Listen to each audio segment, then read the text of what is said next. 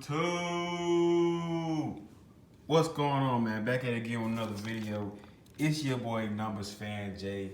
Don't freak out. You're not gonna see my face this video. I know you miss it. I know I look good, you know.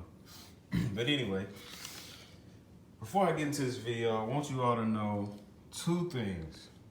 One, thank you for all your love and support. I really appreciate y'all liking my videos, sharing my videos, subscribing, commenting, let me know what you guys want to see.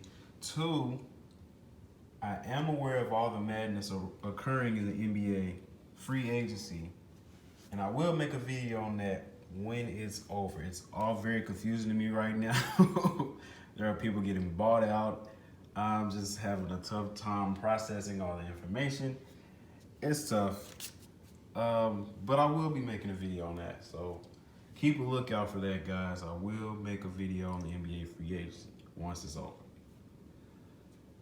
Anyway, today we begin our lovely NFL journey. We've talked about this. I asked you guys what you want to see, and the most common response I got was predictions. So today we get into my predictions for the AFC West, and next week will be for the AFC East. We'll call these way too early predictions. These predictions are based on roster strength and assuming that each team plays to its potential. This is only the first of 5 division predictions videos that I will drop. Another will be dropped after all week 1 games are completed. The third will be dropped after week 4. The next one will drop after week 8, the midway point of the season, and the final division predictions video will drop after week 12 of the regular season. So let's get into it. AFC West, as you all know, is composed of the Chargers, the Chiefs, the Broncos, and the Raiders. We'll start off with my favorite team, the Los Angeles Chargers. The Chargers finished 12-4, 1-1 in the postseason, beating the Ravens in Baltimore on the road and getting destroyed by the Pats in a divisional round. Sigh. The Chargers have the strongest roster in the AFC West, just plain and simple.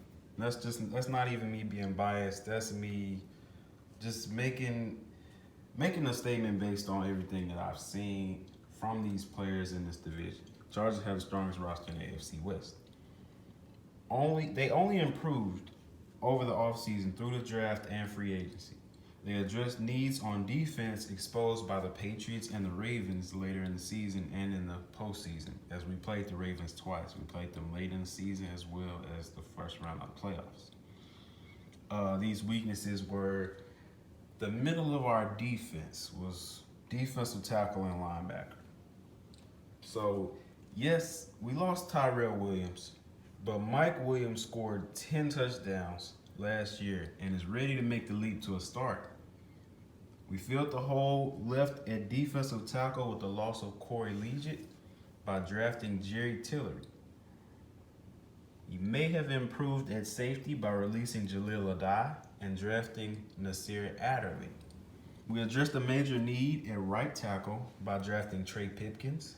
Also look out for Forrest Lamp, 2017 first round pick. He only played 2 games and was a healthy scratch last year, as our coach didn't want to interrupt the O-line chemistry we had going as we won those 12 games. Not to mention that the Chargers were top 10 in nearly every major category. Again, this team's biggest loss was their second starter receiver. For a 12-win team, they didn't have much to try and improve, so these guys simply reloaded as needed and are looking for a deeper run, one that involves a Lombardi. Surprise! The Chargers are my pick for the AFC West. You didn't know that. Quit lying. But anyway, moving on, we're going to go in order here by who I think is going to go second in the division. We'll move on to the cellar dwellers, the Raiders. They finished 4-12 last year, last in the division. This team has clearly made some major changes, and it's going to take a while to gain chemistry with all the new starters they have coming in. That being said, the Raiders seem to be making all the right risks. Seemingly. Antonio Brown is an obvious upgrade over Amari Cooper, and they were smart for drafting Clelin Ferrell to help boost the pass rush that was completely absent when Khalil Mack was traded. They went to a league low 13 sacks. The O-line was atrocious, giving up a whopping 52 sacks. That's funny how it's 52 and Khalil wore 52. But anyway, and not even paving the way for any more than 9 rushing touchdowns last season. They patched that up by signing Trent Brown, the tackle from the Super Bowl champion Patriots, and releasing 2 starters in Kelechi Osemele and Donald Penn. Drafting Josh Jacobs, the Alabama running back, they expect to improve on the ground as well. Furthermore, rookie corner Trayvon Mullen from Clemson and safety Jonathan Abram from Mississippi State look to revamp the league's worst secondary in terms of passing touchdowns allowed. I believe last season was simply a trial run for the Raiders. New coach, the idea of moving to Vegas for the next season looming over their head, not knowing if Carr would ever be the same following that injury that he had. It was just too much. But this year I'm predicting the Raiders to win at least 9 games and make the playoffs. This year is very important to their future, seeing as they have 8 more years of the Gruden era left after this season.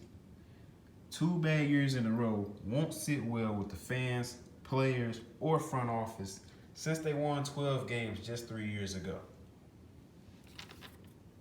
Next to the division champs, the Kansas City Chiefs, the Chiefs Kingdom.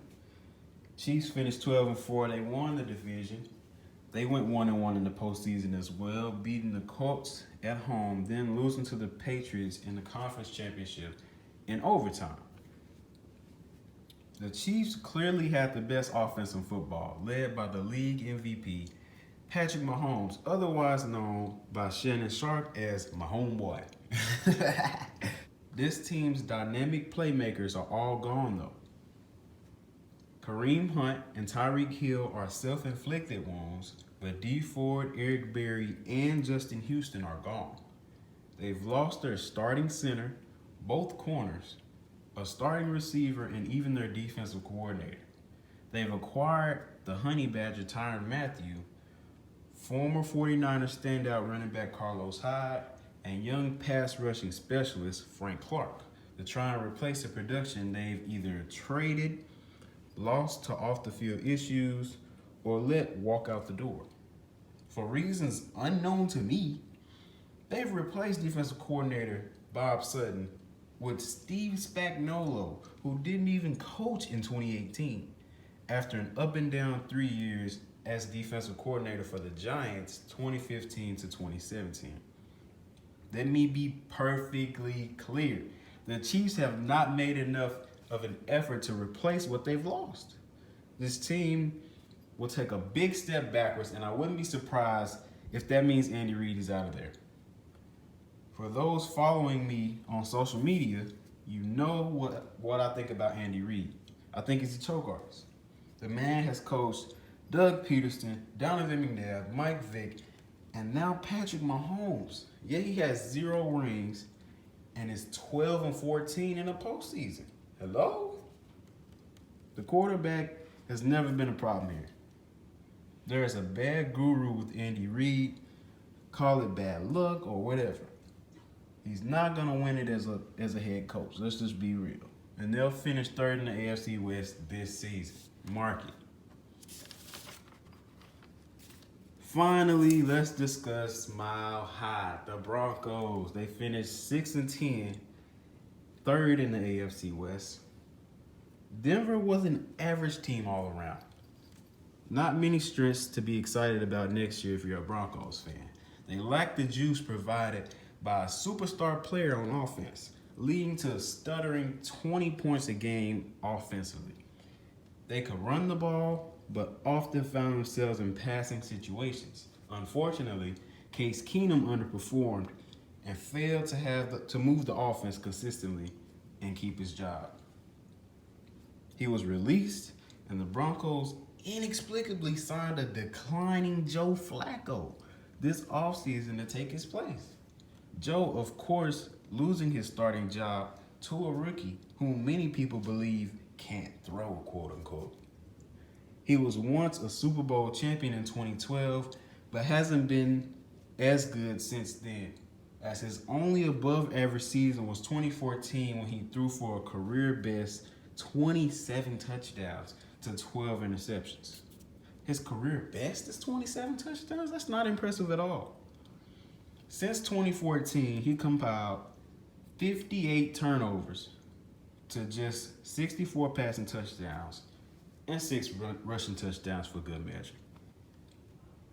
So those are my predictions for the AFC West based off roster strength alone before any injuries occur or any training camp takes place, any preseason games take place. Thank y'all for watching, man. Stay tuned for that AFC East video next week. It's your boy Jay. We out of here.